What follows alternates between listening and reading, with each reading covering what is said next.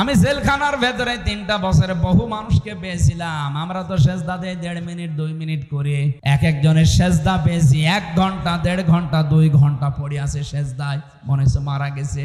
আমির জামাত doctor Shafiqur রহমানকে দেখতাম সেজদায় পড়ে আছে 40 মিনিট 45 মিনিট 1 ঘন্টা, কি গো নড়াচড়া নেই। জিজ্ঞাসা করতাম, স্যার আপনি এত বড় লম্বা সেজদা দিয়েছেন, মাওলানা মামুনুল হককেও দেখেছিলাম এত বড় সেজদায় আছে, মনে হচ্ছে দুনিয়াতে আর নেই।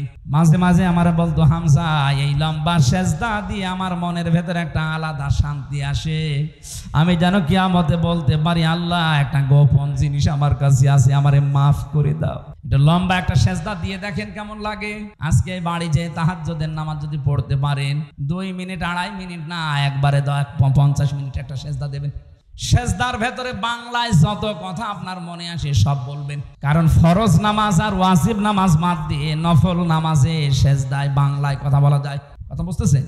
নফল নামাজের সেজদা একটা লম্বা করে দিয়ে যত কথা আছে আপনার দুঃখের কষ্টের আশার এই কথাগুলো জানাবেন। আল্লাহ পাক এই সময় এত বেশি কাছে আসে, এত বেশি খুশি হয়, বান্দা চাইলেই মনে হয় আমার আল্লাহ দিয়ে দেবেন। দুনিয়ার নিয়ম হচ্ছে যার কাছে যত মহব্বতের ভালোবাসার জিনিস আপনি হন, 1 বার 2 বার 3 বার কোনো কিছু চাইলে সে যেই হোক রেগে যায়। আর আমার শানটা আলাদা, ওনার কাছে কেউ যদি বারবার না চায় আমার আল্লাহ তার উপরে রেগে যান। আমরা আল্লাহর ক্ষমা পাওয়ার জন্য বারবার বিরক্ত করি। আল্লাহ পাকের শান এইটা, যতবার ক্ষমা চাবেন উনি ফেরেশতাদেরকে নিয়ে আপনাকে নিয়ে একটা গর্ব করবে। দেখ হামজারে নিষেধ করেছিলি বানাতে, আজকে দেখ তো আমি কিছুই বলি নাই, রাত গভীরের সময় দুনিয়া ঘুমিয়ে আছে, ও আমার কুদরতি মায়ের সেজদায় পড়ে আছে। কাবা শরীফ যখন তাওয়াফ করে দেখলাম বহু মানুষ এই দোয়াটা পড়ছিল ষষ্ঠ চক্করে, আল্লাহুম্মা ইন্না আলাইয়া হুকুকান ফিমা বাইনি ওয়া বাইনিকা। হে মালিক, কাবার সামনে নিয়ে বলছি আমি তোমার গোলাম, তুমি আমার মালিক, আমার ভেতরে তোমার ভেতরে বহু দিনা পাওনা বাকি আছে, আমি বান্দা হিসাবে যা পাওয়ার কথা তুমি তো আমাদের সব দিয়েছো, আমাকে নেই থেকে হামজা বানিয়েছো, তুমি আমাকে সেই মাটি মায়ের গর্ভ থেকে শুরু করে সাইফুল বানিয়েছো। দুনিয়া আমাকে কেউ চিনত না, আমার নাম গন্ধ ছিল না, অথচ আজ আমার একটা নাম আছে, আমার একটা পজিশন আছে, আমার একটা সম্মান হয়েছে, পৃথিবীতে উল্লেখ করার মতো বহু কিছু তুমি আমারে দিয়েছো। আমার যা যা অধিকার ছিল সব তুমি আদায় করে দিয়েছো, কিন্তু তোমার প্রতি আমার তো সে হক সব দিয়ে দিলে। আমি বান্দা হিসাবে আমার উপরে তোমার কিছু হক আছে, আমি তো কিছুই দিতে পারিনি। নিজের দিকে তাকিয়ে বলেন তো আল্লাহকে আপনি কি দিয়েছেন? কিয়ামতের ময়দান আল্লাহ যখন বিচার শুরু করবে, আল্লাহর বিচারে কিন্তু অবিচার নেই, আছে না? নেই। আল্লাহর বিচারে কোনো অবিচার নেই। আল্লাহ যদি ন্যায় বিচারও কারো সাথে করে কেউ জান্নাত পাবে না। কথা বলছেন না কেন? আল্লাহর বিচারে কোনো অবিচার, জবাব দিলেন না? আল্লাহর বিচারে কোনো অবিচার, ন্যায় বিচার করলে জান্নাত পাবেন না, কেউ পাবেন না। হ্যাঁ, একটা মাত্র পথ খোলা আছে, আল্লাহ যদি দয়া করে ক্ষমা করে দেন। এই জন্য কাবার সামনে নিয়ে মানুষ এই কথা বলে ষষ্ঠ চক্কর দেওয়ার সময়, আল্লাহ তোমাকে দেওয়ার জন্য আমার যা দরকার আমি কিচ্ছু দিতে পারিনি, যাই দিয়েছি সব ত্রুটিপূর্ণ, সব ত্রুটিপূর্ণ, ত্রুটি দিয়ে ভরা, ভুল দিয়ে ভরা। আমি যতটুকু দোটা ফাটা ইবাদত করেছি অনেকে লোক দেখানো করে ফেলেছি, ওর ভেতরে রিয়া ছিল, অহংকার ছিল, অনেক ভুল ছিল, ভ্রান্তি ছিল, কিন্তু একটা সম্পদ আমার কাছে আছে, আল্লাহ তোমার নাম যে গাফফার, তুমি আমারে মাফ করে দাও। কিয়ামতে আল্লাহ যখন কাউকে মাফ করতে চাইবেন তাকে সবার সামনে বিচার করবেন না, একা একা নিয়ে যাবেন একটা জায়গায়, আলাদা চাদর দিয়ে ঘিরে দেবে ফেরেশতারা, সবাইকে দূরে সরিয়ে দিয়ে আল্লাহ নিজে বান্দার সামনে দাঁড়িয়ে বলবে, হামজা এই অপরাধগুলো করেছিলি, কেউ নেই, শুধু আল্লাহর সামনে আমি একা দাঁড়িয়ে, সব স্বীকার করা লাগবে। কারণ আপনার হাত কিন্তু কিছুক্ষণ পরে কথা বলবে যদি স্বীকার না করেন, আপনার চোখ কথা বলবে, পা কথা বলবে, সব কিছুই তো কথা বলবে। আপনি জানেন যে এখন আমি আল্লাহর সামনে দাঁড়িয়ে, কেউ নেই আমার আশপাশে, স্বীকার যখন একটা একটা করে বলবেন, আল্লাহ আমার ভুল হয়ে গেছে, মহান আল্লাহর কুদরতি যে বিশাল দরিয়া আছে, জোশ পয়দা হবে, ঢেউ পয়দা হবে। আল্লাহ যেন শেষে কথা বলবে, সূরা জুমারের তাফসিরে আছে, আল্লাহ পাক যেন শেষে বলবে, বান্দা যা আমি তোরে মাফ করে দিলাম। কাউকে বলার দরকার নেই, এটাকে প্রচার করার দরকার নেই, কাউকে বলারও দরকার নেই, যা আমি তোরে মাফ করে দিলাম, আমার বানানো জান্নাতে চলে যা। আল্লাহ তুমি আমাদের সবার জীবনে এরকম একটা কিছু তৈরি করে গোপনে মাফ করে দিও, বলে না আমিন। মাঝে মাঝে আমার 33 বছর বয়স, একা একা যখন থাকি এই কথা আমার বেশি মনে হয়, আল্লাহ এখনই যদি মারা যায়, তুমি যদি তোমার সামনে নিয়ে বলো, হামজা 2024 সালের সেপ্টেম্বর 30 তারিখ পর্যন্ত তোরে মাফ করে দিলাম, যা হিসাব দেওয়া লাগবে না, শুধু অক্টোবরের 1 থেকে 31 এই 31টা দিনের হিসাব দিয়ে জান্নাতে চলে যা। আমার যা কাজ কারবার, আমার তো মনে হয় 31 দিনের হিসাবও আমার এখনো রেডি হয়নি। 31 দিনের হিসাবও আমি দিতে পারবো না। আপনারা পারবেন না? আপনারা পারবেন? এটা কত কঠিন বিষয় যে ক্ষমা পাওয়া, মাপ পাওয়া, হিসাব। নবীজি নিজে নিষ্পাপ ছিলেন, আগে পিছনের সব কিছু আল্লাহ ক্ষমা করে দিয়েছেন, এরপরও প্রতিদিন তিনি 100 বার করে ক্ষমা চাইতেন। আল্লাহুম্মা হাসিবনি হিসাবা ইয়াসিরা, এ আল্লাহ তুমি আর যাই কর আমার হিসাবটা সহজ করে দিও। হিসাব সহজ মানে যে আগে যেটা বললাম এইটা কুদরতি পর্দা দিয়ে ঢেকে নিয়ে বলবে, বান্দা স্বীকার কর যে এগুলো করেছিলাম। যখনই আপনি অনুতপ্ত হয়ে অনুশোচনা করে কান্নাকাটি করবেন যে আমি করেছিলাম, আল্লাহ বলেন যা গোপনে মাফ করে দিলাম। আল্লাহ আমার সবার জীবনে তুমি এরকম একটা পজিশন তৈরি করে দিও, বলেন আমিন। নাই তো একটা যদি নিয়ামতের হিসাব যায় কিচ্ছু না, শুধু পানি, তাও পারবেন না। আল্লাহর এক বান্দা মনে মনে করেছিল 1000 বছর আমি হায়াত পেয়েছি, এটা বানি ইসরাইলের ঘটনা। 1000 বছর আমি হায়াত পেলাম, 1000 বছর আমি জিহাদের ময়দানে কাটিয়েছি, দিনের বেলা আর রাতের বেলা আমি কাটিয়েছি ইবাদতে, সিজদায়, তেলাওয়াতে। আল্লাহ আমাকে যা করলাম মনে হয় জান্নাত আমি পেয়ে যাব। ঠিক দেখে স্বপ্নে দেখে মারা গেছে, কিয়ামতের ময়দানে আল্লাহ কায়েম করে দিয়েছে, ওরে ডাক দিয়েছে, এদিকে আয়, তোরে জান্নাতে দিয়ে দিলাম, যা। লোকটার মনের ভেতরে একটু অহংকার, হ্যাঁ এত কিছু করলাম, আল্লাহ আমাকে একটু ধন্যবাদও দিল না, ওয়েলকাম দিল না, বলছে যা জান্নাত চলে যা। একটা কথা হইল, আল্লাহ ওর মনের ভাষা বুঝতে পেরে ফেরেশতাদেরকে বলছে, শোন, যেখানে জাহান্নামের গরম বের হয় বেশি, ওই জায়গার পাশ দিয়ে ওরা ঘোরা, ওই জায়গার পাশ দিয়ে ঘোরাচ্ছিল।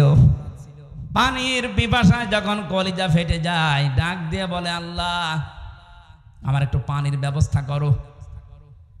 কলিজা ফেটে যাচ্ছে, ফেরেশতারা বলে, না এটা কিন্তু দুনিয়ার জীবনে তুমি নেই, এই ময়দানে পানি পেতে হলে ফ্রি পানি পাওয়া যাবে না, কিছু দেওয়া লাগবে। কি দেওয়া যায়? যা ইবাদত করেছো 1000 বছর ধরে অর্ধেক আমাদের দিয়ে দাও। ঠিক আছে, দিয়ে দিলাম। পানি খাওয়ার পরে প্রসাব লাগে, কথা বলে না কেন? প্রসাবের চাপ আসার পরে বলছে, ভাই একটু প্রসাবের ব্যবস্থা করেন আমার। না, এখানে যেখানে সেখানে বসা যাবে না, প্রসাব যদি করতে চাও বাকি ইবাদত আমাদের দাও, আমরা একটা ব্যবস্থা করে দেই। বলে দিয়ে দিলাম, আমি করব কি, আমি নিজেই বাঁচি না। প্রসাব করার পরে আল্লাহ যেন ডাক দিয়েছেন, বান্দা 1 গ্লাস পানি ভেতরে ঢোকালে আর 1 গ্লাস বের করে দিলে, এই জন্যে তুমি 1000 বছরের বন্দী সব দিয়ে দিলে। 1000 বছর কিছু না করলেও 1 গ্লাস করে প্রতিদিন পানি খেয়েছো, প্রতিটি গ্লাসের বিনিময়ে 1000 বছর করে ইবাদত আমারে দিয়ে, তারপরে আমার জান্নাতে যাও। লোকটা সেজদায় পড়ে যাবে, ডাক দিয়ে বলবে, রব্বুল আলামিন আমার ভুল হয়ে গেছে। কোন মানুষ তার ইবাদত বন্দেগী দিয়ে আল্লাহ তোমার জান্নাত পাওয়া সম্ভব না যদি তোমার ক্ষমা পাওয়া না যায়। এজন্য ওসিলা তালাশ করবেন সব সময়, কোন কাজে কোন ওসিলায় গোপন এমন কিছু আপনার দুনিয়ায় আছে যেটা দিয়ে আপনি মাপ চাইতে পারেন। গভীর রজনীতে চলে যাবেন একজনের বাড়িতে, যদি শোনেন আমাকে তার ছেলে মেয়ে লেখাপড়া করাতে পারছে না, নিজের সামর্থ্য থাকলে তারে 2000 টাকা রাতের বেলা দিয়ে বলে বই কিনবা। এই গোপনটা দুনিয়ার কেউ যদি না জানে, কিয়ামতে আল্লাহ ওইটা নিজে পেলে পুষে মানুষ করে বিশাল আকারে আপনাকে দেখাবে। এরকম কিছু আমাদের জীবনে আছে? নেই। যা করি অধিকাংশ লোক দেখানোর জন্যে। রব্বুল আলামিন এর পরের শব্দে আমাদের জানিয়েছে আল্লাযীনা ইউনফিকুনা ফিস সাররাই ওয়াদ-দাররাই ওয়াল কাযিমিনাল গায়যা ওয়াল আফিনা আনিন নাস। এই পৃথিবীতে যারা সচ্ছল অসচ্ছল, গরিব হোক ধনী হোক, যতটুকু যার সামর্থ্য আছে দান করতে থাকে, খরচ করতে থাকে আল্লাহর জন্য, দিনের জন্য, মানবতার জন্য, নিজের নিকট আত্মীয় স্বজনের জন্য। এখানে একটা পয়েন্ট আছে, এদিকে আসেন, একটা পয়েন্ট এখানে আছে। বিশ্ব নবী যেদিন নবুয়ত পেয়ে বাড়িতে আসলেন, তার স্ত্রী খাদিজাতুল কুবরাকে বলেছিলেন, স্ত্রী আমি ভয় পেয়েছি, আমার জীবনের উপরে আমার আশঙ্কা হয় আমি যেন মারা যাব, তুমি আমারে ঢেকে দাও। হযরতে খাদিজা ওই দিন বলেছিলেন, স্বামী আমার ভয় পাবেন না, কোন জিন ভূত পরী এমনকি আল্লাহ আপনাকে ভয় দেখাবে না। 5টা কথা বলেছিলেন খাদিজা ওই দিন। 1 নম্বরে ইন্নাকা লা তাসিলুর রিহমা, আপনি রেহেমের সম্পর্কগুলো ঠিক রাখেন। এখান থেকে প্রমাণ হয় যে মানুষগুলো আত্মীয়তার সম্পর্ক দুনিয়ায় ঠিক রাখবে, মজবুত করবে, অটুট রাখবে, তাদের দুনিয়ার কোনো ভয় আল্লাহ দেখাবে না, সব ভয় দূর করে দেবে। এই কথা বুঝতেছেন? অথচ এই দেশে হাজারো আল্লাহওয়ালা মানুষ আমরা দেখতে পাই, তার আত্মীয়তার সম্পর্কগুলো ঠিক নেই। নিজের আপন ভাইয়ের সাথে কথা বলে না, নিজের আপন বোন গরিব, যেতে চাই না। ধর্ম আত্মীয় পাতিয়েছে রংপুর, মাসে 3 দিন যায়, এই কথা বলেন না কেন? নিজের নিকট আত্মীয় আপনার বোন, আপনার ভাই, আপনার চাচা, আপনার ফুফু, আপনার মা বাবা, এগুলো রক্তের সম্পর্ক না? এইগুলোর সাথে আজ 100 জনের প্রায় 95 জনের সম্পর্ক ভালো না। এই সম্পর্ক নষ্ট করার পেছনে যারা দায়ী তারা আমাদের বউ। এটা আবার বেশি বলে ফেললাম নাকি? না না, বেশি বলিনি, এইটাই হচ্ছে। 100টা পরিবারের 80-90টা পরিবারে এখন বউর কারণে আমরা রক্তের সম্পর্কগুলো নষ্ট করে ফেলি। সম্মানিত মা বোনেরা, মনে করছেন আমি নামাজ পড়ি, রোজা করি, আমি কালো বোরকা পরে থাকি, আমি আপনি কালো বোরকা পরে করবেন কি? আপনার স্বামীকে যদি বাধ্য করান যে আপনার ভাই বোন মা বাবা এদের সাথে দরকার নেই, যা আছে তুমি আমাদের নিয়ে, আমার মা বাবা নিয়ে থাকো, আপনি নিশ্চিত জাহান্নাম। নবীজি বলেন, কোন স্ত্রী যদি চাই, এটা কামনা করে যে আমার স্বামী আরো বেশি দিন বেশি থাক, আমার স্বামীর সম্মান, আমার স্বামীর ইজ্জত মর্যাদা, টাকা পয়সা, অর্থ দুনিয়ায় আরো বেড়ে যাক, সে যেন সবসময় তাকিদ দেয়, স্বামী যা করো সম্পর্কগুলো ঠিক রাখো। আরো ওরা সম্পর্ক নষ্ট হয় কি করে সেই কাজ করে। আপনার নামাজ রোজা এই পর্দা পশিদা সব মাঠে মারা যাবে, কিচ্ছু কবুল হবে না। আজ হাজারো স্ত্রীর কারণে সন্তান তার মা বাবাকে বৃদ্ধাশ্রমে পর্যন্ত রেখে আসছে। গত পরশুদিন আমার এই যে কিশোরগঞ্জ, নীলফামারী কিশোরগঞ্জ বৃদ্ধাশ্রমে মাহফিল ছিল, কত মা বাবা বসে আছে লাইন দিয়ে। কয়েকজনকে জিজ্ঞাসাও করেছিলাম, বড় বড় অফিসার সন্তানগুলো মা বাবাকে রেখে গেছে এখানে। কোন সন্তান জীবনেও চাইবে না যে আমার মা বাবা বৃদ্ধাশ্রমে থাকুক, এটার জন্য বাধ্য করে ওর বউ। আর ওই বউকে কান পড়া দেয় ওর বউর মা আর ওর বড় বউ। এটার সাথে একমত আছেন কারা? স্বামীরা হাত তোলেন তো। সবগুলো ধরা পড়ছে। বাড়ি যাবেন আজকে আপনি, এই যে রেকর্ড হচ্ছে, ভিডিও ধরবে, আপনার খাবার বন্ধ করে দেবে।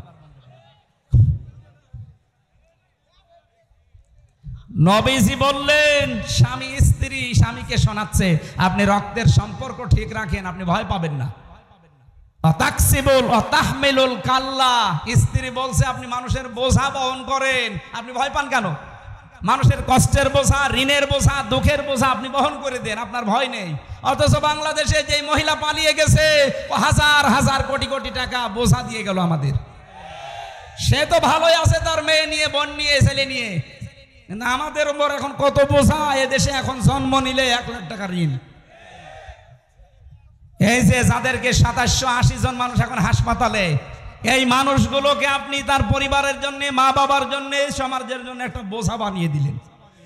নবীর উম্মত যারা, তারা বোঝা আরো দূর করে দেয়, হালকা করে দেয়, আর ওরা এমন নবীর উম্মত বোঝা আরো চাপিয়ে দিয়ে গেল।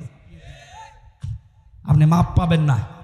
মাপ পাওয়ার জন্য মানুষের বোঝা হালকা করা লাগে। তাহলে কিয়ামতে আল্লাহ আপনার পাপের বোঝা হালকা করে দেবে। পাপের বোঝা হালকা করা মানে আপনাকে আল্লাহ মাফ করে দেবে। আমি জেলখানায় বসে বসে এই পারিবারিক জীবন নিয়ে ভেবেছিলাম, মেয়েরা কেন আজ এই স্বামীর উপরে এই ঝামেলায় আছে। নারী নির্যাতন করলে আমাদের জেল হয়ে যায়, ফাঁস হয়ে যায়, আমরা ফাঁসির আসামি। এখন যে জল্লাদ আছে ও বউ মারার মার্ডার মামলার আসামি। আমাদের যে ফাঁসি দেয় কেন্দ্রীয় কারাগারে ঢাকাতে ইলিয়াস, এ তার বউকে একটা থাপ্পড় দিয়েছিল সংশোধনের জন্য, ছাতা মরে গেছে। এখন ও ফাঁসি ছিল, এখন যাবজ্জীবন 30 বছর জেল খাটা লাগবে। এই জন্য আমি বসে বসে, ওখানে তো লেখা খুব কঠিন, তারপরও কারারক্ষীদেরকে বলে কয়ে আমি লিখেছিলাম পারিবারিক জীবনের সমস্যা এবং তার সমাধান কি করে এটার সমাধান করা যায়। আমি প্রায় 120 পৃষ্ঠা করেছিলাম। বাইরে এসে ওরা আরও সামারাইজ করে করে 2টা বই করেছে, একটা পুরুষের জন্য, একটা মহিলাদের জন্য। এখানে পাওয়া যায় কিনা জানি না, গাড়ি আছে মনে হয়, গাড়িতে পাওয়া যাবে। সাদা গাড়ি আমার, যাওয়ার সময় মেয়ের জন্য নিয়ে যাবেন। মেয়ে বিয়ে দেওয়ার আগে এটা পুরা পড়াবেন যে এটা পড়ো, তাহলে আর সংসার আলাদা হবে না। বিশেষ করে বউকে পড়াবেন আগে, আর বউরা নেবেন নিয়ে স্বামীকে পড়াবেন।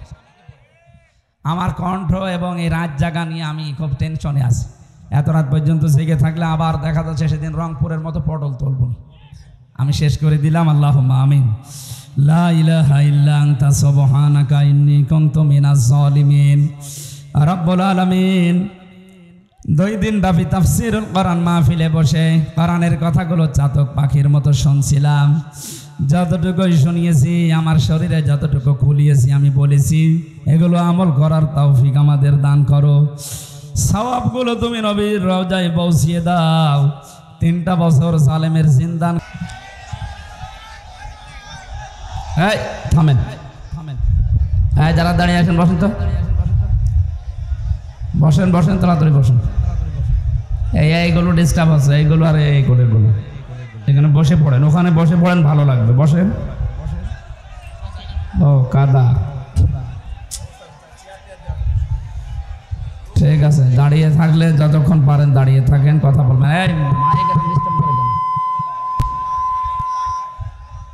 রিভাব দেন, রিভাব দেন।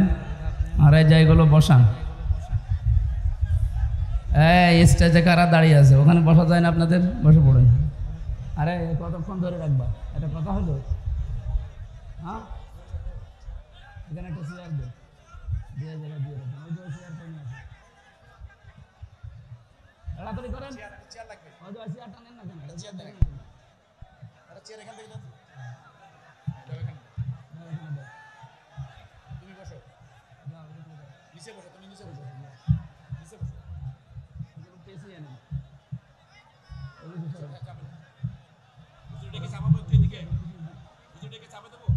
একটু পিছিয়ে দেন, একটু পিছিয়ে দেন।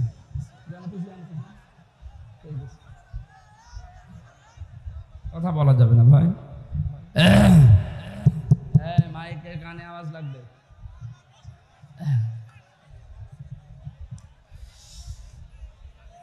ফাউযু বিল্লাহি মিনাশ শাইতানির রাজিম। বিসমিল্লাহির রহমানির রহিম। ওয়াসারি'উ ইলা মাগফিরাতিম মির রাব্বিকুম ওয়া জান্নাতিন আরদুহাস সামাওয়াতু ওয়াল আরদু উ'ইদ্দাত লিল মুত্তাকিন। সাদাকাল্লাহুল আযীম। عن أبي هريرة رضي الله تعالى عنه قال قال النبي صلى الله عليه وسلم انصر أخاك ظالما أو مظلوما فقال الرجل يا رسول الله صلى الله عليه وسلم أنصره مظلوما فكيف أنصره ظالما قال تمنعه من الظلم فذلك نصرك إياه رواه البخاري وما زادهم إلا إيمانا وتسليما اللهم صل على محمد وآله وصحبه وبارك وسلم কি আশ্চর্য, এত কথা বলেন কেন? বললাম না হয় দাঁড়িয়ে থাকেন নাই বসে থাকেন, কথা বলবেন না। বেশি কষ্ট হলে কি করা যাবে, জায়গা নেই তো আর।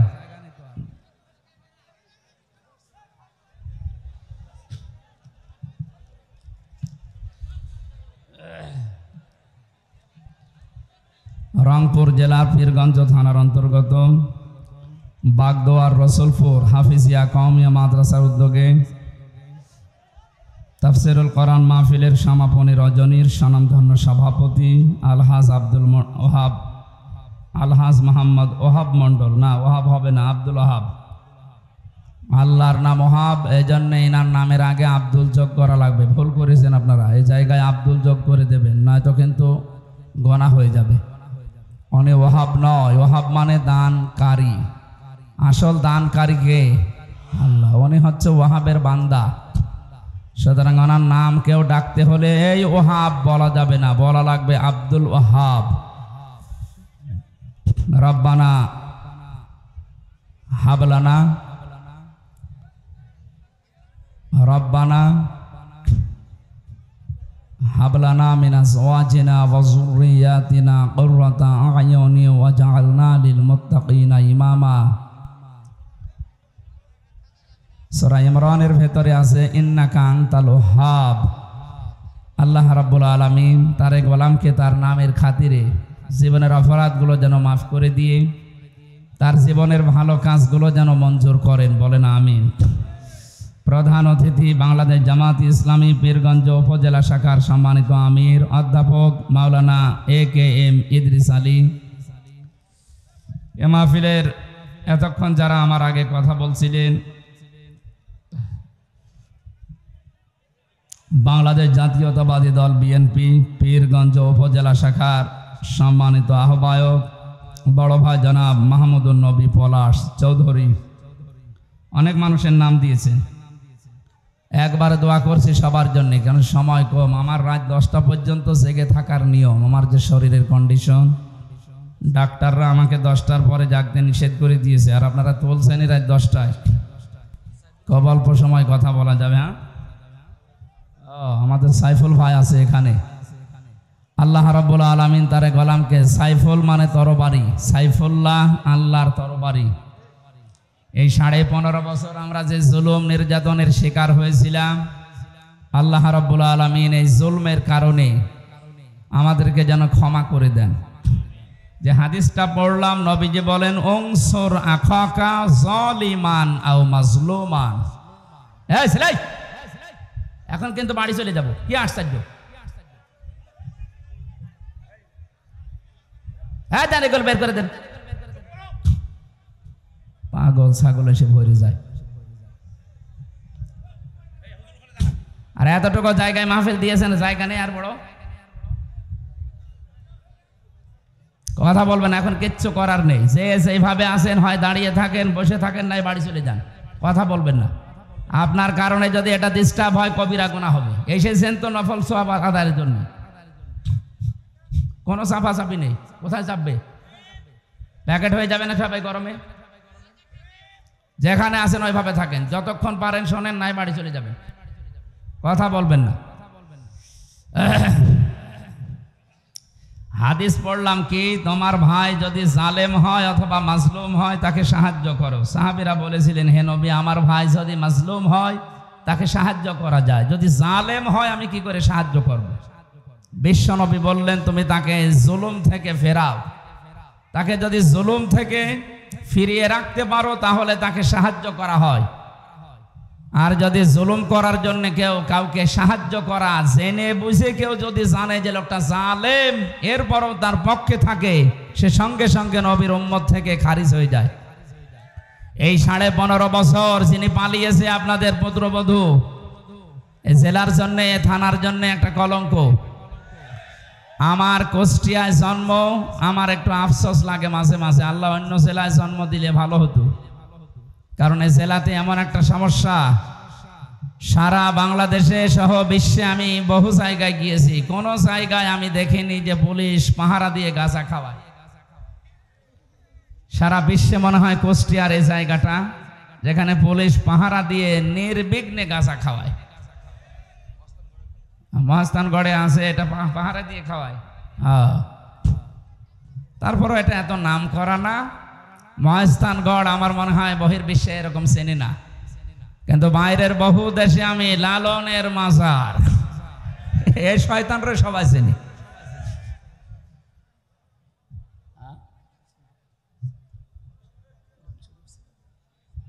সব নিয়ে গেছে এখান থেকে। এখানে কেউ যেন আর আসবেন না ভাই, আমাকে ঘন্টা খানিক সময় দেন। আমি গুরুত্বপূর্ণ একটা বিষয় নিয়েছি। আমার আলোচনার বিষয় ক্ষমা। এটা খুব দামি বিষয়। যার জীবনে এটা নেই,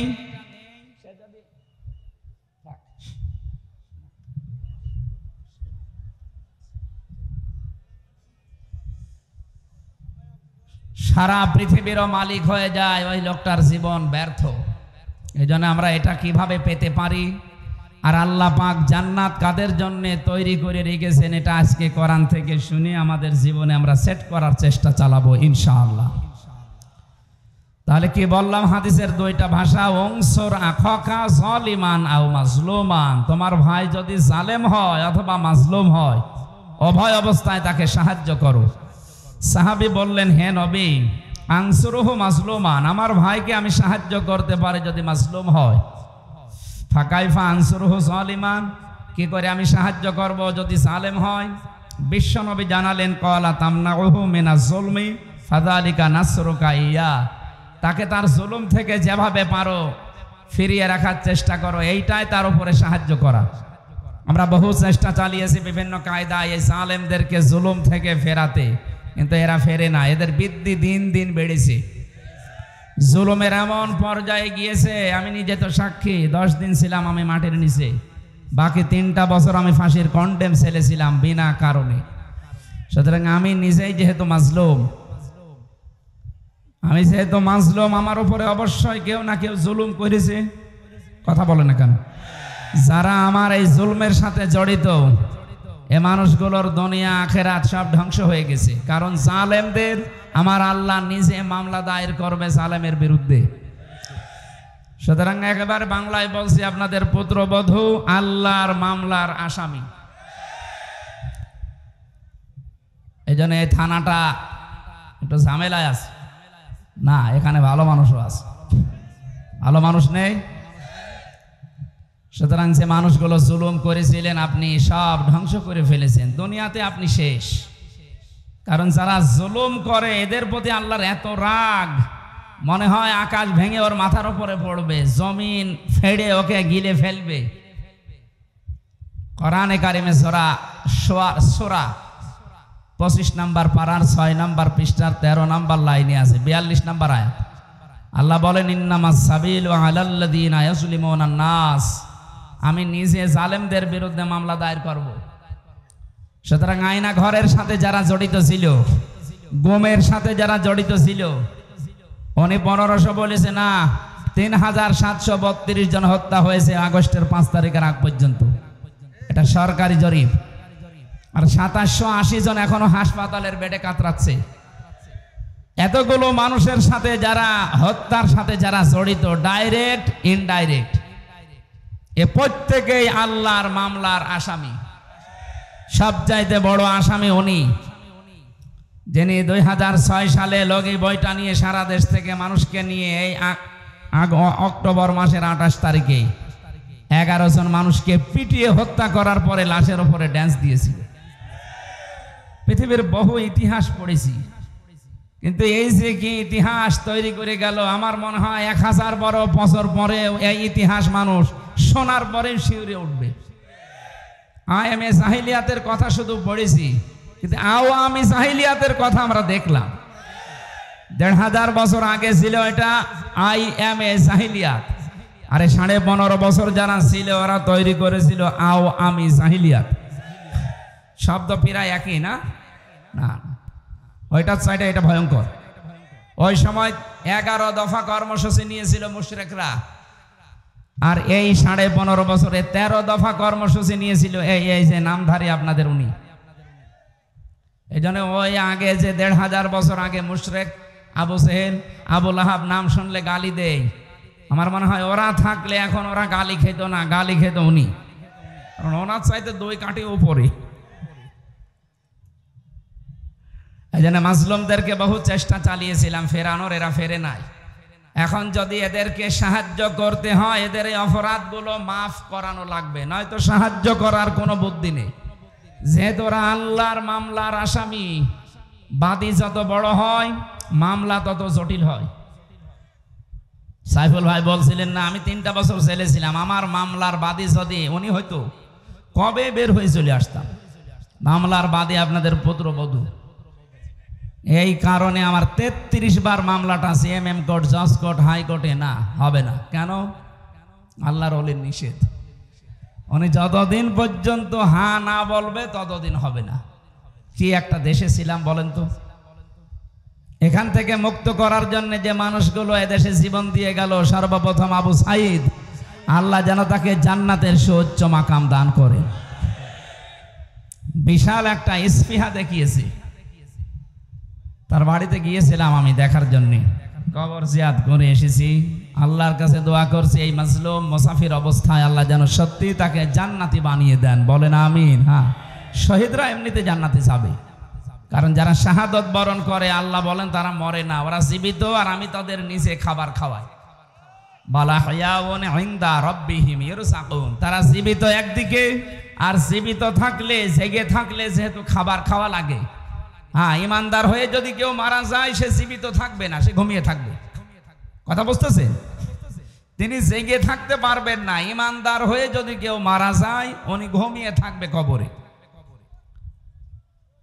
কিয়ামতের ময়দানে যেই দিন ফুৎকার দেওয়া হবে সেই দিন উনি জেগে উঠবে, এতটুকুই শেষ, আর আগে পরে কিচ্ছু নেই।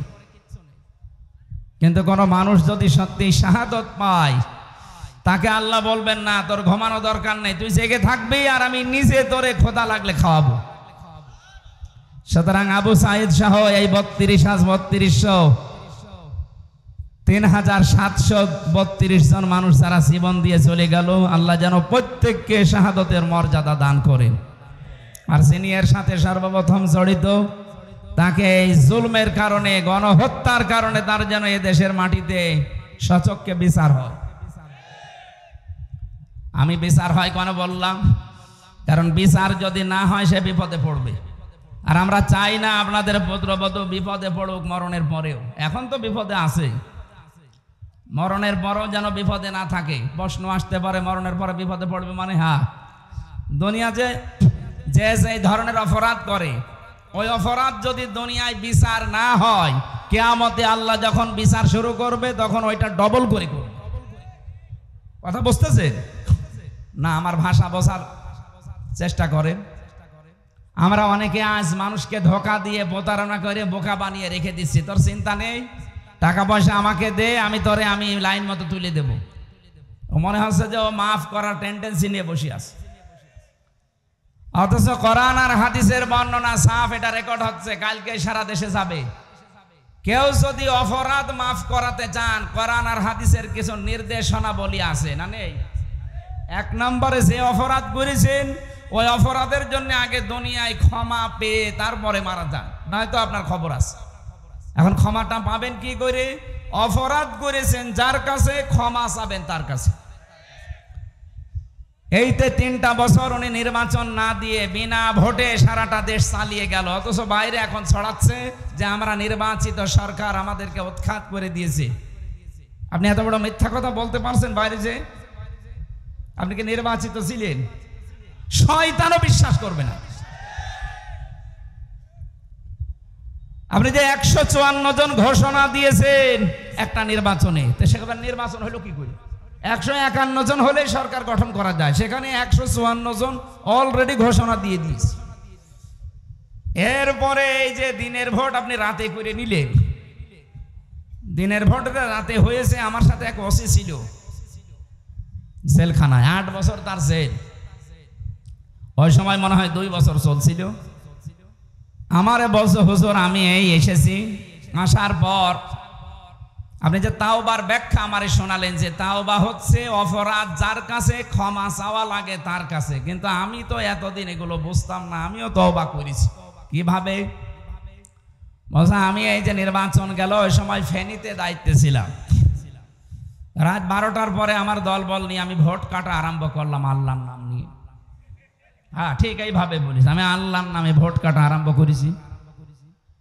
একেবারে ফজরের আগ পর্যন্ত কাজ শেষ করলাম, পোড়া বাক্স ভর্তি করে দিলাম, যতগুলো ছিল আমার আন্ডারে সবগুলো পাঠিয়ে দিলাম জায়গা মতো দিয়ে আমি গোসল করলাম, ওযু করলাম, এবার নামাজ আদায় করলাম। নামাজ শেষ করে পড়লাম আস্তাগফিরুল্লাহ। আমার তাওবা কি হয়েছে? না, তাওবা হয়নি, ভণ্ডামি হয়েছে। কিসের তাওবা আপনার? আপনার তাওবা তো হবে তখন অপরাধ করেছেন যার কাছে, স্বীকার করবেন তার কাছে। আপনি আস্তাগফিরুল্লাহ পড়ছেন আল্লাহর কাছে, আপনি কি আল্লাহর কাছে অপরাধ করেছেন? আপনি অপরাধ করলেন ওই আসনে যিনি এমপি দাঁড়াবে, 4 লাখ মানুষ তার আন্ডারে ছিল, তাদের ভোট আপনি কেটে কেটে বাদ দিয়ে দিলেন। সুতরাং আপনাকে মাপ চাওয়া লাগবে ওই 4 লাখ মানুষের কাছে। এই কথা বলেন না কেন? শুধু উনি একা করেছে না আরো কেউ করেছিল? সারা দেশে একই অবস্থা। মরা মানুষেরও ভোট হয়েছিল। চাচা গেছে ভোট দেওয়ার জন্য, যারা ছিল ওই দায়িত্বে, বলছে চাচা আপনি এখন আসলেন, চাচি তো সেই সকালে এসে চলে গেছে। আচ্ছা বাবাজি আপনি বলছেন কি? চাচি 3 বছর আগে মরে গেছে। কি একটা মানে পাগলামি আরম্ভ করেছিল বলেন তো। আর এইটা এখন উনি বাইরে বসে বসে বিদেশি মানুষদেরকে শোনাচ্ছে যে আমরা নির্বাচিত সরকার ছিলাম। এইরকম বেহায়া মানুষ দুনিয়ায় আছে আমার তো বিশ্বাস হয়নি, তো এখন আমার মনে হচ্ছে এখান থেকে একটা সূক্ষ্ম ষড়যন্ত্র বের হচ্ছে। আমি ওপেন ভাবে জানাচ্ছি, যারা বাইরে বসে বসে এই ষড়যন্ত্রগুলো করছেন, আমি কয়েকদিন আগে সিঙ্গাপুরে ছিলাম, ওখানে আরো বেশি হচ্ছে, কারণ এই শয়তানগুলো সব পালিয়েছে ওখানে। মানে 100 জনের আমার মনে হয় ওখানে 80 জন পালিয়ে আছে। যেই হোটেলে উঠে দেখি শয়তান একটা নামতেছে। কয়েকটার সাথে আমার সাক্ষাৎ হয়েছিল। আর মালয়েশিয়া কিছু আছে, আর এই যে দাদা বাবুদের দেশে তো একেবারে মন মতো পালিয়েছে। 350 এমপি পালিয়ে যায়। পৃথিবীর ইতিহাস পড়া তো দূরের কথা, আমি শুনিও নি। এমনকি জাতীয় মসজিদের ইমামও পালিয়েছে। আপনি বলেন তো একটা দেশ কত রসাতলে চলে গেলে জাতীয় মসজিদের ইমামও পালিয়ে যায়। কয়েকদিন আগে জোর করার জন্য এসেছিল ইমামতি নিতে, মুসল্লিরা এমন জোতা পিটা করেছে, ও সকালে পরের দিন স্ট্যাটাস দিয়েছে মুসল্লিরা জোতা মেরেছে কিন্তু আমার গায়ে জোতা লাগেনি। কত বড় শয়তান! আপনাদের এই পুত্রবধূ এই জালেমাকে সে উপাধি দিয়েছিল কওমি জননী। আমি জেলখানায় কওমি মাদ্রাসা 76 জন আলেমের সাথে ছিলাম। এই ঘোষণা দেওয়ার পরে তারা ওই দিন বদদুয়া করেছে। কইল কি? হ্যাঁ,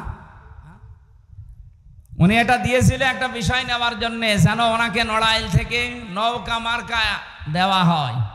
আপনি এত নিচে নামতে পারলেন একদম আলেম হয়ে, নৌকা মার্কায় মানুষ দাঁড়ায়, আপনি যদি কুকুর মার্কায় দাঁড়াচ্ছেন, হ্যাঁ নৌকা মার্কায় না দাঁড়িয়ে কেউ যদি এই বাংলাদেশে কুকুর মার্কায় দাঁড়ায় তাও সে পাস করে। কিন্তু এই জিনিসটাকে আল্লাহ এত বেশি ঘৃণিত বানিয়ে দিয়েছে, এখন যদি কেউ নৌকায় ওঠে এ দরবেশের মতো সেও ধরা খাচ্ছে। নৌকা ওঠার কায়দা আছে? এই কথাটা বন্ধ করেন বললাম। তাহলে আমরা এখন ওনাদের যেহেতু অনেকে বাঁচার জন্য মাঝে মাঝে ইঁদুরের গর্ত থেকে মুখ বের করার মতো চেষ্টা চালাচ্ছে, আমরা চাই আপনারা বেঁচে থাকেন, কিন্তু আপনাদের এই ধোঁকা দিয়ে আমরা বোকা বানাতে চাই না। আপনারা চান সঠিকভাবে কিয়ামতেও যেন ধরা না খান। তাহলে কি করা লাগবে?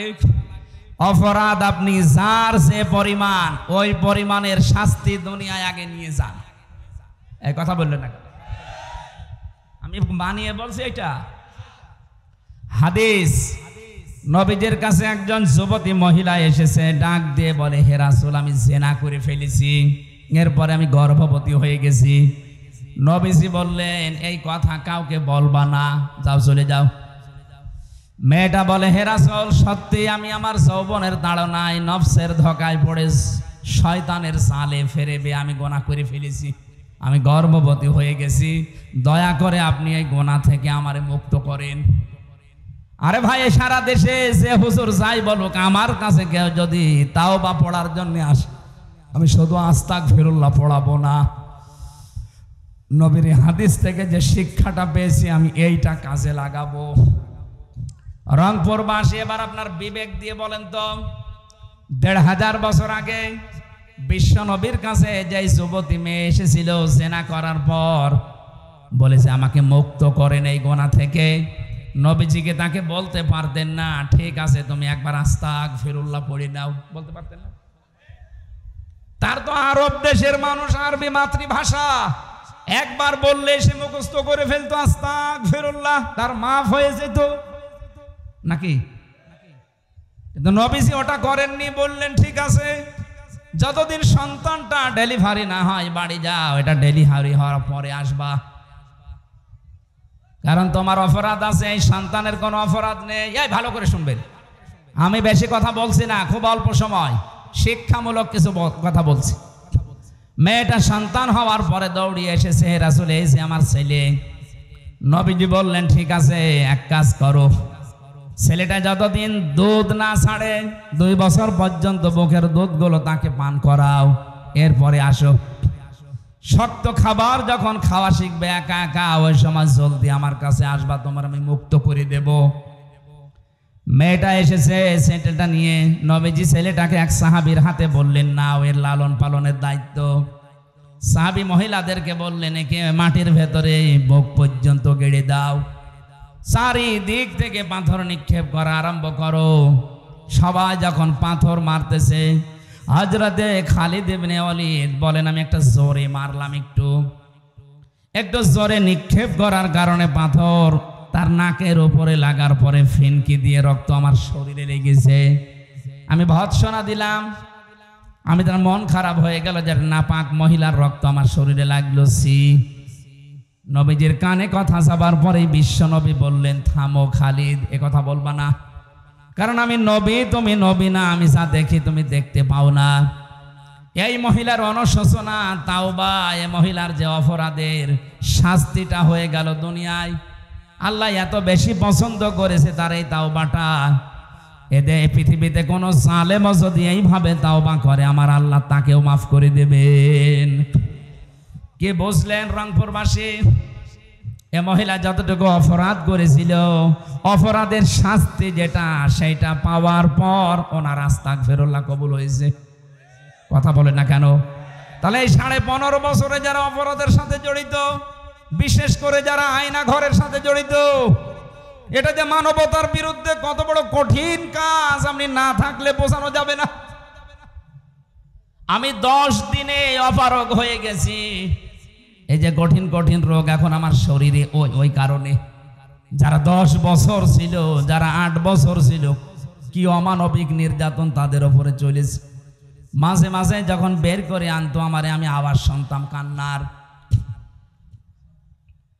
তাও তো আমার ডিবি অফিসের নিচে যে ঘর ওখানে ছিলাম, আসল যেটা ডিজিএফআই ওই জায়গায় তো আরো ভয়ঙ্কর, যেখানে ব্যারিস্টার আরমান ছিল, আমান আজমি ভাই ছিল, যেখানে এম ইলিয়াস আলী বিএনপির এই নেতা ছিল, ওখানে কত মানুষের হাড় গোড়, কত মানুষ মারাই গেছে। আসার সময় দেখতাম মাঝে মাঝে কোনো মোবাইল নাম্বার চোখে পড়ে, লেখা আছে ভাই নাম্বারটা একটু বাইরে জানাবেন, আমি অন্তত বেঁচে আছি। 2 দিন 5 দিন না, কেউ 5 বছর, কেউ 8 বছর, কেউ 10 বছর, কেউ 14 বছর পর্যন্ত পড়ে আছে। আর খাবার দিত সকালে পচা ছোলা, দুপুরে দিয়েছে একেবারে মাখানো ভাত, মনে হচ্ছে কেউ খেয়ে পারিনি, ফেলেছে। এইটা আমার সাথে মুফতি ফখরুল সাহেব ছিলেন, জেলখানায় মাঝে মাঝে আমার শোনাতেন ভাই ফাঁসির এই কন্ডেম ছেলে আছে, তারপরও আসি মনে হচ্ছে জান্নাতে আসি। এমন জায়গায় আমার রেখেছিল, এই পায়ের ভেতর দিয়ে ভাবে হাত দিয়েছে, সামনে যে লোহার ব্যারিকেড দেওয়া আছে, এই লোহার বিশাল বিশাল শিকের সাথে আমার হাত দিয়ে, হাতকে ওরা শিকল দিয়ে বেঁধে দিত। আরে 2 মিনিট 5 মিনিট, 1 দিন 2 দিন পরে খুলে দিলে তো হয়। বছরের পর বছর এভাবে আমার রেখে দিয়েছে। 1.5 মিনিট 2 মিনিট সময় দিত টয়লেট করার জন্য। কখন আজান হয়, কখন দিন হয়, রাত হয়, এটা যে কোন বছর, কত মাস, কোন তারিখ আমি কিছু জানি না। আপনি বলেন তো কি অবস্থা তৈরি করেছিল তাদের উপরে। এই জালেম যারা এর সাথে যারা জড়িত তারা নাকি 10 দিন 12 দিন 15 দিন পর পর একবার দেখতে যেত। মানুষের এই চিৎকার কান্না আর আর্তনাদ শোনার পরে তারা অট্ট হাসি দিত যে দেখ কেমন লাগে। আমার মনে হয় আল্লাহ পুরা উল্টি এখন ওই জালেমদের উপরে ওইটা চাপিয়ে দিয়েছে। আদালতের দিকে তাকান, এই দালাল সুমন, এই দরবেশ বাবা, এই নওগাঁর একজন ছিল সাধন চন্দ্র মজুমদার, খাদ্যমন্ত্রী ছিল। গত পরশুদিন এক শয়তান ধরা পড়েছে। মৌলভীবাজারে বাড়ি, অপাধ্যক্ষ আব্দুল শহীদ। ও কি পড়িয়েছে সারা জীবন ও জানে আর আল্লাহ জানে। যে লোকটা এত শিক্ষিত হতে পারে তার বিবেক মরে যায় কি করে। তার বাড়ি থেকে এখন 3 কোটির উপরে টাকা পাওয়া গেছে বস্তা ভর্তি। দেশের মানুষ না খেয়ে মরে আর শয়তানদের বাড়িতে বাড়িতে কোটি কোটি টাকা পাওয়া যাচ্ছে। 85 ভরি স্বর্ণ পাওয়া গেছে। একজন বাঁচতে কত টাকা লাগে মানুষের? আমার মনে হয় এদের কোনো বিচার আচার করার দরকার নেই। বাইতুল মোকাররমের সামনে নিয়ে করজ ভাড়া দিয়ে শেষ করে দেন। কিসের বিচার এদের? দেশটাকে রসাতলে নামিয়ে দিয়েছে আর এদের আবার বিচার করা লাগছে। যে মানুষগুলো প্রশাসনে অবৈধ স্বরাষ্ট্রমন্ত্রীকে দেখাচ্ছিল যে স্যার একটা গুলি করলে শুধু একটা মরে আর মরে না, এদের আবার বিচার লাগে নাকি? আমাদের বিরুদ্ধে বানানো মামলা দিয়ে যদি 3 বছর জেল খাটাতে পারেন, আপনাদের তো নিজেরা আপনারা সাক্ষী, হাজার হাজার ভিডিও আছে। এর জন্য আবার বিচার করা লাগবে কোন কারণে? আবু সাইদকে যেভাবে মেরেছে ওইভাবে ক্রস ফায়ার দিয়ে শেষ করে দিন, তাহলে তার গোনা মাফ হবে। তাছাড়া কোনো মাফ নেই। ও যদি কিয়ামত পর্যন্ত জেলে থাকে ওর মাফ হবে না, কারণ ও তো জেলে থাকলে ওই কষ্টটা পাবে না। আবু সাইদের মতো জীবন ওকেও দেওয়া লাগবে। এর সাথে যারা জড়িত, আয়না ঘরের সাথে যারা জড়িত তারে 8 বছর 10 বছর 14 বছর আগে ওই ঘরে রাখা লাগবে। সুতরাং যারা বিভিন্ন কায়দায় বলছেন আমরা ঢুকে পড়বো, আপনি তো ঢুকে পড়তে পারবেন না। আপনার ধরনের রেডি করা আছে। আর এটাও যদি নাও হয়, এ দুনিয়া শেষ না, এরপরে আরেকটা জগৎ আসছে। এমনি আপনি 8-10 বছর পরে এমনি মরে যাবেন। কথা বলেন না কেন? আমি তো চাই আমার 3 বছরের জন্য আমার এই মামলার সাথে যারা জড়িত প্রত্যেকে যেন এভাবে ফাঁসির কন্ডেম ছেলে 3 বছর থাকে, যোগাযোগ বিচ্ছিন্ন হয়ে। ব্যারিস্টার আরমানের জন্য 8 বছর তারা আয়না ঘরে থাকবে। 8 আর 3 কত হয় বলেন? ব্যারিস্টার আরমানের জন্য 8 বছর, আমান আজমির জন্য 10 বছর, কত হয়? 23। কত? 11 আর 10 কত হয়? 21 বছর আপনি আগে থাকবেন মাটির নিচে, এরপরে আপনারা যা করবেন করবেন। আর আমি জানি 21 বছর হলে আপনি কব্বরে চলে যাবেন। কি কথা বলেন না কেন? আমরা চাচ্ছি আপনাদেরকে বাঁচাতে। আপনারা যখন বাঁচতে চান যে আমাদেরকে বাঁচান, হ্যাঁ, বাঁচানোর যে সিস্টেম কোরআন হাদিস দিয়েছে এইভাবে আসেন।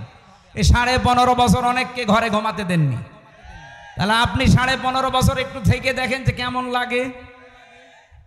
আমাদের আদালতে তোলার সময় বলতো দেখ কেমন লাগে, এখন আমরাও বলি দেখ কেমন লাগে। খাপের খাপ মমতাজের বাপ। কথা বলা যাবে না।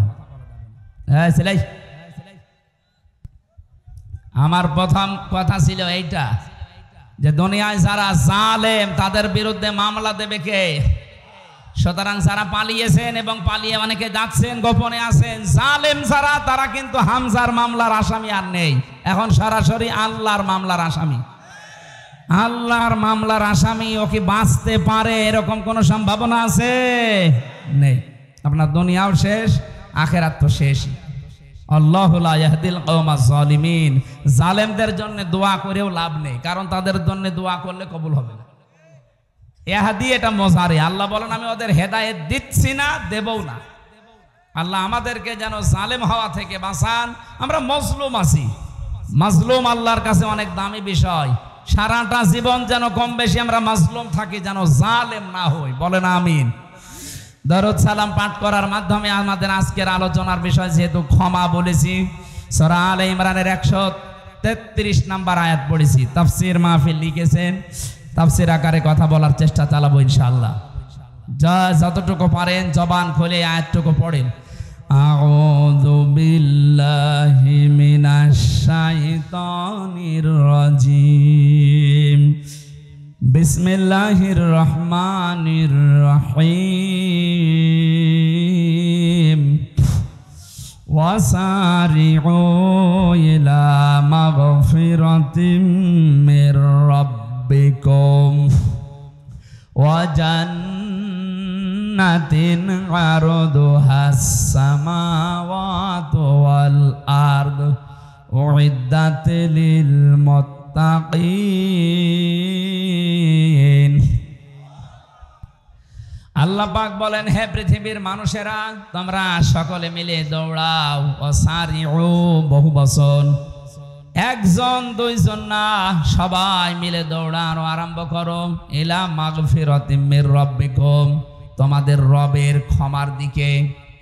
কারণ ক্ষমা করার একচ্ছত্র মালিকানা যেটা আল্লাহর সাথে সম্পৃক্ত, ওইটা আল্লাহর। এখানে দুইটা বিষয় পাওয়া যাচ্ছে। এই এদিকে তাকান। কেউ যদি মাপ পেতে চায়, বিষয় দুইটা, একটা হক্কুল ইবাদ আর একটা হক্কুল্লাহ। আপনি আল্লাহর সাথে কোনো দোষ যদি করে থাকেন, তার কাছে মাপ চাবেন। নামাজ পড়েননি, রোজা রাখেননি, হজ করেননি, এই বিষয়গুলো আমার আল্লাহর সাথে সম্পর্কিত। যদি এগুলো কেউ দুনিয়ায় না করে থাকে, সে যেন অবশ্যই আল্লাহর কাছে ক্ষমা চায়। উনি ইচ্ছা করলে মাফ করবে, ইচ্ছা করলে শাস্তিও দিতে পারে। কিন্তু যে বিষয়টা বান্দার সাথে জড়িত, এটা আমার আল্লাহ মাফ করবেন না ওই বান্দা যতক্ষণ ক্ষমা না করেন।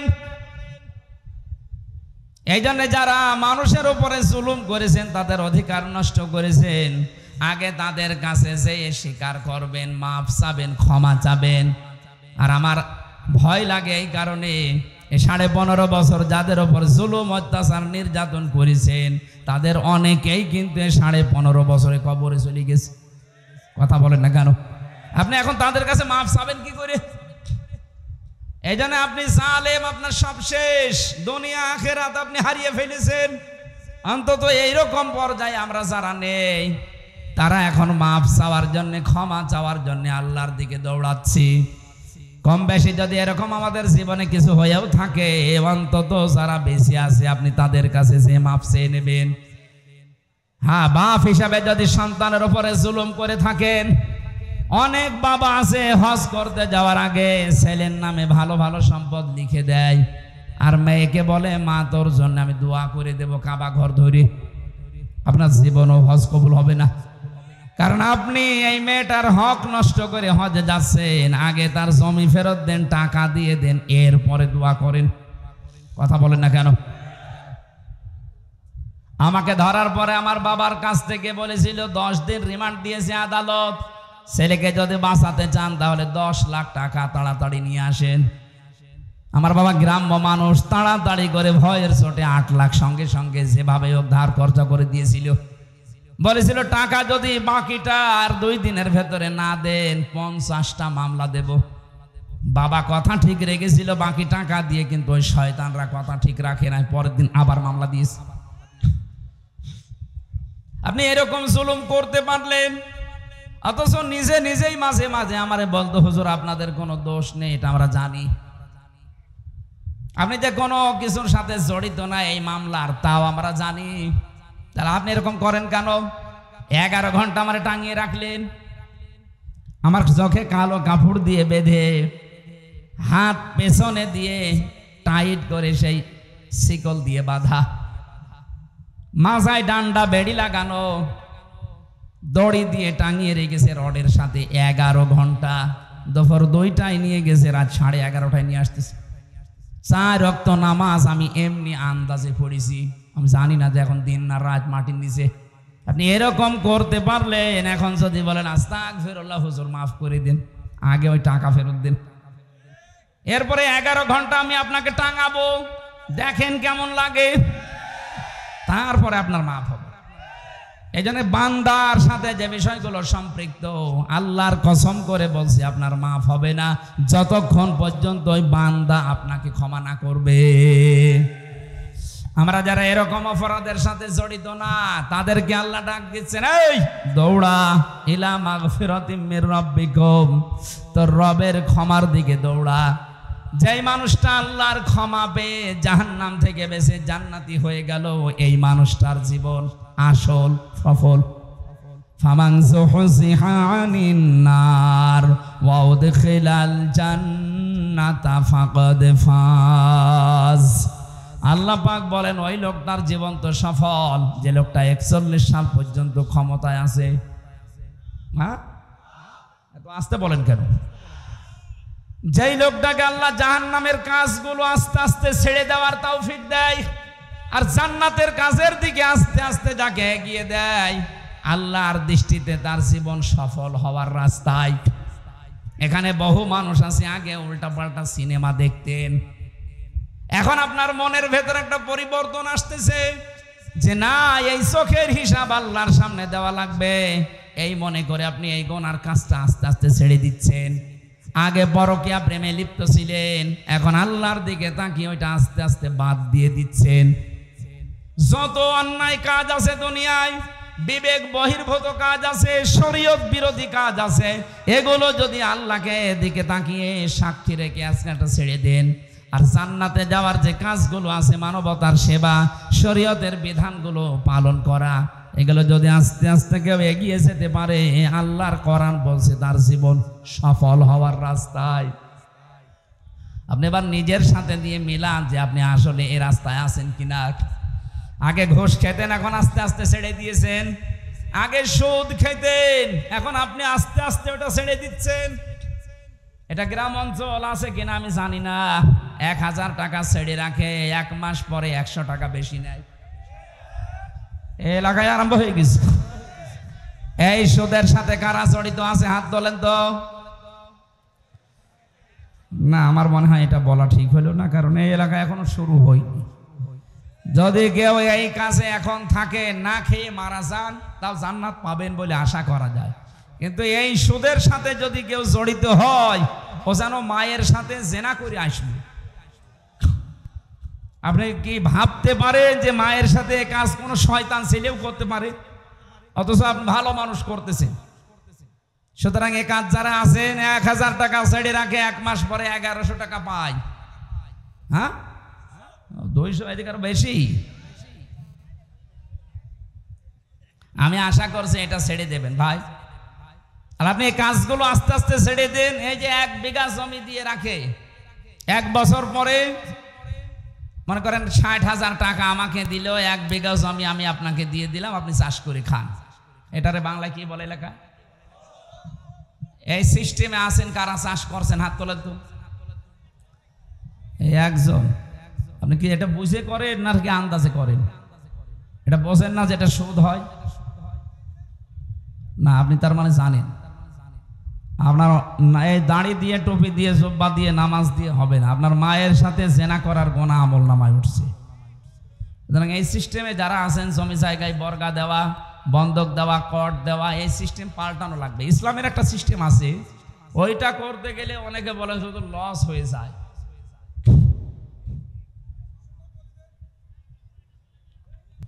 না, আমি 1 বিঘা জমি আপনার কাছ থেকে নিলাম, টাকা আমি দিয়ে দিলাম, যখন আপনি টাকা ফেরত দেবেন আমারে, মনে করেন 60,000 বললাম, তখন আপনি হয়তো 5-7 হাজার 10,000 টাকা আপনাকে 1 বছর 2 বছর 3 বছর যা করে খাবেন, এরপরে নেওয়ার সময় টাকাটা কম নেওয়া লাগবে। এই সিস্টেমে আমি জানি মনে হয় এলাকায় এগুলো চলে না, খালি হ্যাঁ নে। এটা সারা দেশের অবস্থা একই, মানুষ যেই নিয়ে শুনে পায়খানা খাবে। আরে ভাই, আপনি তো ক্ষমা পেতে চান, আপনি যার জন্য এই এরকম অবৈধভাবে টাকা ইনকাম করছেন, আমি সহ যারা বাম হাতের এই অবৈধভাবে ইনকাম আমরা করি, কি করি বলেন তো? টাকা পয়সা উপায় করি। এই টাকা পয়সাগুলো বিশাল স্তূপ মনে করেন হয়ে গেল, এগুলো তো আমি সব ভোগ করতে পারবো না। হয় আমার মেয়ে, আমার ছেলে, আমার বউ, কথা বলেন না কেন? আমার অবৈধ ইনকাম দিয়ে তারা আনন্দ ভোগ করার জন্য 2 পায়ে খাড়া, কিন্তু আমার এই ইনকামের জন্য যে অপরাধ, যে পাপ, একটা পাপও আমার বউ নেবে না, আপনার কোনো লাভ হবে না। আল্লাহ বলেন দৌড়াও আমার ক্ষমার দিকে। আমরা তো দৌড়াচ্ছি ক্ষমা পাওয়ার জন্যে।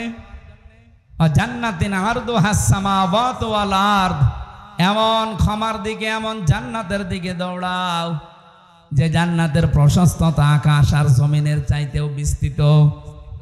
এটা যদি আমরা মনে প্রাণে বিশ্বাস করতাম যে আল্লাহ আমাদের জন্য একটা বিশাল বাগান বানিয়ে রেখেছে, আমি সত্যিই যদি দৌড়ি ওই বাগানে পৌঁছাতে চাই, তাহলে আমার এই ক্ষমা দুনিয়ায় পেয়ে তারপরে যাওয়া লাগবে। এজন্য আমাদের সব সময় টেনশন, চিন্তায় থাকা দরকার, আল্লাহ আমি মাপ পেয়েছি তো। যে মানুষগুলোর এই চিন্তা ছিল, এই মানুষগুলোর জীবনের দিকে একটু তাকান। হযরতে আবু বকর সিদ্দিক, তিনি জান্নাতের জিন্দা অবস্থায় গ্যারান্টি পেয়েছিলেন, দুনিয়ায় জীবিত অবস্থায় সার্টিফিকেট পেয়েছেন যে তুমি জান্নাতি। মসজিদে নববীতে অসময়ে যে তিনি শিশুর মতো অঝর নয়নে কাঁদছিলেন, নবীজি বললেন অসময়ে কাঁদো কেন? হযরতে আবু বকর বলেন, হে রাসূল, আল্লাহ আমাকে মাফ করেছে তো, আমি কি জান্নাত পাবো সত্যি? ওই সময় আল্লাহ সূরা রহমানের আয়াত নাযিল করে তাকে ডবল সান্ত্বনা দিয়েছেন, অলিমান খাফা মাকামা রাব্বিহি ওয়া নাহান নাফসা আনিল হাওয়া ফাইনাল জান্নাতা হিয়াল মাআওয়া। বলেন আল্লাহু আকবার। কোন মানুষ যদি সত্যি আল্লাহকে ভয় করে, অপরাধ করার ক্ষমতা থাকার পরও তাকে ভয় করে ছেড়ে দিতে পারে, আমার আল্লাহ তারে মেহমানদারি করাবেন জান্নাতুল মাওয়া দিয়ে, তার আশ্রয় স্থল বানাবেন। ওইটা সূরা রহমানের ভেতরে আছে, আলিমান খাফা মাকামা রাব্বিহি জান্নাতান। কোন মানুষ যদি সত্যি তার রবকে ভয় করতে পারে, এই ভয়ে কান্নাকাটি করে, আল্লাহ আমি মাপ পাবো তো, জান্নাত পাবো তো। আবু বকরকে যেমন আল্লাহ ঘোষণা দিয়েছিলেন আজকের এই দৃশ্যের জন্য, তোমার আমি ডবল জান্নাত দিয়ে দিলাম। তামাম পৃথিবীর মানুষের জন্য একটা করে জান্নাত পাবে। হযরতে সিদ্দিক আকবর আবু বকর এই অনুশোচনা করার কারণে জান্নাত পাবে ডবল। জোরে বলেন সুবহানাল্লাহ। বাংলার মুসলমানের জন্য সময় আমাদের এখন জীবিত অবস্থায় আছে হাতে। আমরা সব সময় এই টেন্ডেন্সিতে থাকি, এই প্রেশানে থাকি, আল্লাহ আমাকে মাফ করবা তো। যার ভেতরে যত বেশি এটা পয়দা হবে, তার দুনিয়ার জীবন তত পরিচ্ছন্ন হবে, তার গোনা থেকে বেঁচে থাকা সহজ হবে। পৃথিবীর এই জমিনটা যে ধোঁকা, তার কাছে পরিষ্কার হবে। চেয়ার বলেন, বউ বলেন, অর্থ সম্পদ বলেন, সব কিছু আল্লাহর ভাষায় যেহেতু ধোঁকা, এই ধোঁকাটা তখন সামনে এসে দাঁড়াবে। আমাল হায়াতুদ দুনিয়া ইল্লা মাতাউল গুরুর। আল্লাহ পাক বলেন, হে পৃথিবীর মানুষেরা, দুনিয়ার জীবনটা কিন্তু ধোঁকা। এজন্য আমরা অন্ধকারে যারা পড়ে আছি, আমি সহ প্রত্যেকে যেন আমরা থামি। আপনার স্ত্রী কিন্তু সত্যি ধোঁকা। আপনি আজকে মারা যান, দেখেন একদিনও আপনাকে আর রাতে পাহারা দেবে না, বলবে জিন আসবে। অথচ এর জন্য আপনি বাবা শাহজালাল সব হালাল করে ফেলেছিলেন। যেই সন্তানের সুখের জন্য তাকে একটা ভালো বাইক কিনে দেবেন, তাকে একটা মোটর যান কিনে দেবেন, এই জন্য আপনি বৈধ অবৈধ দেখেননি। বিভিন্ন প্রতিষ্ঠানে চাকরি করা অবস্থায় বাম হাতের ইনকাম করেছিলেন। আপনার এই অবৈধ টাকা নিয়ে এসে হয়তো বাইক আরামে চড়বে, মোটর যান চড়ে বেড়াবে। এর জন্য যে অপরাধটা হয়ে গেল, এইটার ভাগ আপনার ওই ছেলে নেবে না, কবরে আপনারই মগুর খাওয়া লাগবে। আমাদের পরিবর্তন আসা দরকার। এখন আমরা ক্ষমা পেতে চাই, কারণ যারা ক্ষমা পাবে আল্লাহর কাছে, এই মানুষগুলোর জন্য আল্লাহ তার জান্নাতকে প্রস্তুত করে রাখতেছেন। উইদ্দাতিল লিল মুত্তাকিন, আমি তো জান্নাত তাদের জন্য বানিয়ে রাখলাম যারা আমার ক্ষমা পেয়ে দুনিয়া থেকে আসবে। আপনি নিজের কাছে এখন ভাবেন তো, আপনি আসলে ক্ষমা পেয়েছেন কিনা? খলিফাতুল মুসলিমিন হযরত ওমর ঈদের দিন সকালবেলা অঝোর নয়নে ঘরের দরজা বন্ধ করে কাঁদছিলেন। হযরত আবু হুরায়রা বলেন, আমি সকালবেলা গেলাম, সবাই দেখে বিভিন্ন আনন্দে মেতে আছে, কিন্তু কান্নার আওয়াজ আসে খলিফার ঘর থেকে। দরজায় নাড়া দিলাম, ভেতর থেকে আওয়াজ এলো কে? বাইরে থেকে বললাম, খলিফা আমি আবু হুরায়রা এসেছি। ঈদ মানে খুশি, ঈদ মানে আনন্দ। আজকে সবাই আনন্দে আছে, আপনি কাঁদেন কেন? হযরত ওমর দরজা খুলে দিলেন, দেখলাম দাড়ি বেয়ে বেয়ে পানি পড়ছে, সেজদায় পড়েছিল। আমারে বলছে, আবু হুরায়রা, ঈদ মানে খুশি আনন্দ। তাদের জন্য যে মানুষগুলো 30টা রোজা কবুল হয়ে গেছে, যারা এই গ্যারান্টি পেয়েছে যে আল্লাহ তাকে মাফ করে দিয়েছে। আমি ওমর এখনো পর্যন্ত গ্যারান্টি পাইনি যে আল্লাহ আমাকে মাফ করেছে কিনা। তা আমি কি নিয়ে আজকে আনন্দ করব? রংপুরবাসী তারাও মানুষ ছিল, আমরাও মানুষ। তাদের টেন্ডেন্সি ছিল কি, তাদের চিন্তা ভাবনা ছিল কি, আর আমরা কোন লাইনে আছি? এটা শুধু আপনাকে বলছেন, আমার নিজের জন্যও বলছি। আমার নিজেরও পরিবর্তন হওয়া লাগবে এখন থেকে। কখন? এখন থেকে। তাদের জীবনটার দিকে তাকালে আমাদের জীবন পরিবর্তন হতে কিছু না কিছু বাধ্য। ছেলেটাকে তিনি মাদ্রাসায় দিলেন, এরকম মক্তব মাদ্রাসায়। হযরত আব্দুল্লাহ ওই সময় তিনি কিন্তু দেশের প্রেসিডেন্ট। জিয়াউর রহমানের জীবনী পড়েছিলাম আমি। ইন্তেকালের পর উনি যখন প্রেসিডেন্ট থাকা অবস্থায় তার সন্তান, ওই যে এখন যিনি আছে লন্ডনে, জনাব তারেক জিয়া, ছোটটা তো মারাই গেল, বেগম জিয়া, ওই সময় ছেলেটাকে নিয়ে গেছে ভর্তি করতে এক জায়গায় ঢাকাতে। এমন অবস্থায় পোশাক আশাক ভরা অবস্থায় গিয়েছে। ওখানকার দায়িত্বশীল জিজ্ঞাসা পর্যন্ত করেছে, কি আপনি এই অবস্থায় কেন? চিনতে পারে নাই নাকি প্রথমে? ছেলেটার পরিচয় জিজ্ঞাসা করেছে, নাম কি? তারেক। বাবার নাম কি? জিয়াউর রহমান। কোন জিয়া? প্রেসিডেন্ট জিয়া। এ লোকটার নাম আজও পর্যন্ত মানুষ শুনলে দোয়া করে, এমনি না, সে তো জেনারেল শিক্ষিত মানুষ। তার জীবনে এমন এমন কিছু কাজ পাওয়া গেছে, আল্লাহ পাক মনে হয় এই জন্যে তাকে মরণের পরও চিরন্তন করে রেখেছে। এদেশে তো বহু মানুষ ছিল, তারা মারা গেলে মানুষ খালি বরদোয়া করে। জেলখানার ভেতরে আমি অপু ভাইয়ের সাথে ছিলাম, তারেক জিয়া সাহেবের পিএস, মানে মোনাজাতের ভেতরে জিয়াউর রহমানের জন্য দোয়া করতেন, রব্বুল আলামিন তুমি আমার লিডারের বাবাকে মাফ করে দিও। এমনিতে মজলুম তিনি, কারণ জেলে যারা যায় আমি দেখেছি অধিকাংশ মানুষকে ওরা মজলুম করে রাখে। আর নবীজি জানিয়েছিলেন মাজলুমের দোয়া সঙ্গে সঙ্গে আল্লাহ কবুল করে নেয়। যত মানুষ এই 15.5 বছরে ছিলাম, আমার মনে হয় 100 জনের 70 জন আমরা নিরপরাধ, কিচ্ছু জানি না মামলা সংক্রান্ত। আন্দাজে রাজনৈতিক প্রতিহিংসার কারণে জুলুম করে আমাদেরকে আটক করে রেখেছিল। আমি বলছি, যারা জুলুম করে তারা জালেম, যারা সহ্য করে তারা মাজলুম। এই জন্য ওখানে বহু মানুষ দেখতাম জমার দিন কয়েকজন এক জায়গায় দোয়া করতো, আল্লাহ যে মানুষগুলো দেশের জন্য এই কাজ করে দৃষ্টান্ত স্থাপন করেছে, তুমি তাদেরকে মাফ করে দিও। মাজলুমের দোয়া কবুল হয়, এই জন্য বলছি আল্লাহ জিয়াউর রহমানকে মনে হয় মাফ করে দেবেন। তার জীবনের ভালো কাজগুলো আল্লাহ কবুল করেন। অন্যায় যদি মানুষ হিসাবে কিছু করে থাকে, আল্লাহ যেন মাফ করে দেন। এই যে আল্লাহর উপরে অবিচল আস্থা এবং বিশ্বাস হবে রাষ্ট্রের সব কাজের মূল ভিত্তি, এই কথাটা উনি লিখেছিলেন। জীবনে তার কোনো কিছু কবুল হোক বা না হোক, এ কথাটা পড়লে একবার আল্লাহর কথা মনে হয়। কথা বলেন ঠিক কিনা? আল্লাহ এই লোকটাকে যদি মাফ করে দেয় আমাদের ক্ষতি হয়ে যাবে। আরো জোরে বলেন। আরো যারা দেশের জন্য কাজ করেছিলেন, আল্লাহ সবাইকে যেন মানবতার সেবার কারণে মাফ করে দেন। বিশেষ করে ইসলামের জন্য, মানবতার জন্য যাদের জীবনটা শেষ হয়ে গেল, এই মানুষগুলোর জীবনের আমল যেন আল্লাহ ব্যর্থ না করে, কবুল করে দৃষ্টান্তমূলক পুরস্কার দেন। বলেন আমিন। হযরত ওমর ওই সময় প্রেসিডেন্ট। ছেলেটাকে ভর্তি করার পরেই কয়েকদিন ক্লাস চলছে, হঠাৎ করে ওই দেশের প্রধান বিচারপতি হযরতে আলী তার ছেলে হোসাইনকেও দিলেন মাদ্রাসায়।